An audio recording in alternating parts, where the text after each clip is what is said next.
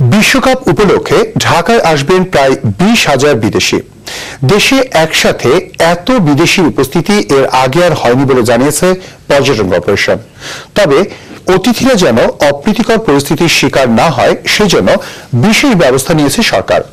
রাজধানীর 5টি পাঁচতারা সহ 9টি হোটেলকে বিদেশি খেলোয়াড় এবং অতিথিদের জন্য নির্ধারণ করে দিয়েছে ডিএমপি। দিদার চৌধুরীর বিশেষ রিপোর্ট।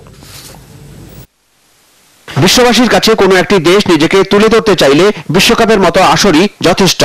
বিদেশিদের কাছে দেশের ভাবমূর্তি এক্ষেত্রে বড় ভূমিকাও রাখে। আসছে 17 ফেব্রুয়ারি ঢাকায় বসতে যাচ্ছে বিশ্বকাপ ক্রিকেটের উদ্বোধনী আসর। ঢাকা ও চট্টগ্রামে দুটি ভেন্যুতে হবে মোট 8টি ম্যাচ। আর বিশ্বকাপকে সামনে রেখে বিভিন্ন দেশ থেকে বাংলাদেশে আসবেন প্রায় 20,000 অতিথি। খেলা উপভোগ করতে রাজধানীর 4টি পাঁচতারা হোটেল সহ আন্তর্জাতিক মানের হোটেলগুলোর বুকিংও শেষ হওয়ার পথে। বিশ্বকাপকে সামনে রেখে হোটেলগুলোতে চলছে সাজসজ্জার কাজ।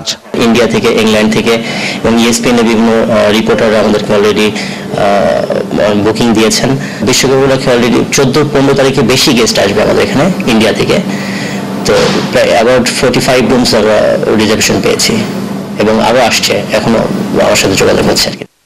এদিকে ঢাকা মেট্রোপলিটন পুলিশের পক্ষ থেকে বলা হয়েছে রাজধানীর 9টি হোটেলকে বিশেষ নিরাপত্তা ব্যবস্থার আওতায় রাখা হয়েছে।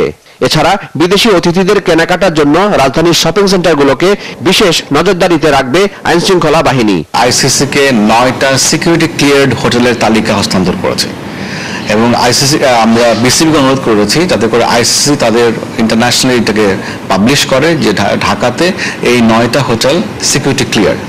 যে হোটেল তালিকাটা আমরা হস্তান্তর করেছি সেই হোটেলগুলোকে আমরা আমাদের সিকিউরিটি যে ওয়াচ তার আওতায় আমরা পুরো সময়টা আমরা জারি রাখবো, বহাল রাখবো।